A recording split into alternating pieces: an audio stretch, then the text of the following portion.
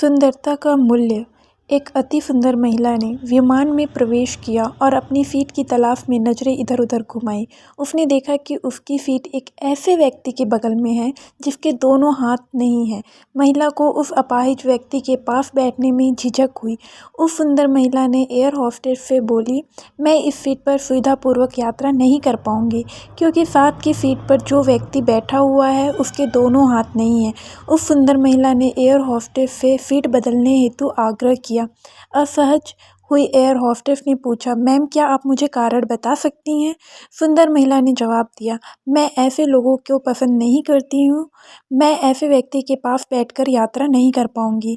दिखने में पढ़ी लिखी और विनम्र प्रतीत होने वाली महिला की यह बात सुनकर एयर होस्टेस अचंभित हो गई। महिला ने एक बार फिर एयर होस्टेस से जोर देकर कहा कि मैं उस सीट पर नहीं बैठ सकती, मुझे कोई दूसरी सीट दे दी जाए। एयर होस्टेस ने खाली सीट की तलाश में चारों ओर नजरें घुमाई पर कोई भी सीट खाली नहीं दिखी।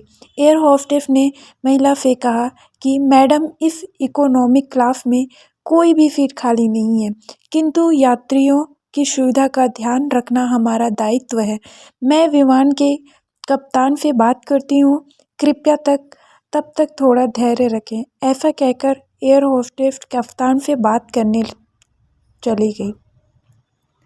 कुछ समय बाद लौटने के बाद उसने महिला को बताया, मैडम आपको जो असुविधा हुई उसके लिए बहुत खेद है।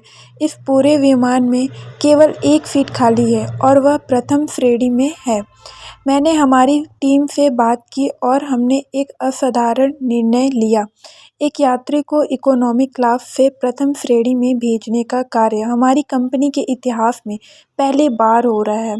सुंदर महिला अत्यंत प्रसन्न हो गई, किंतु इसके पहले कि वह अपनी प्रतिक्रिया व्यक्त करती और एक शब्द भी बोल पाती, एयर होस्टेस उस अपाहिज और दोनों हाथ विहीन व्यक्ति की ओर बढ़ गई और विनम्रतापूर्वक उनसे पूछा, सर क्या आप प्रथम श्रेणी में जा सकेंगे? क्योंकि हम नहीं चाहते कि आप एक अशिष्ट यात्री के साथ यात्रा करके परेशान हो।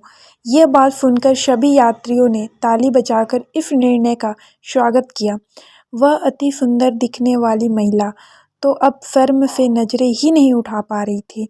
तब उस अपाहिज व्यक्ति ने खड़े होकर कहा, मैं एक भूतपूर्व सैनिक हूँ और मैंने एक ऑपरेशन के दौरान सीमा पर हुए बम विस्फोट में अपने दोनों हाथ खोए थे।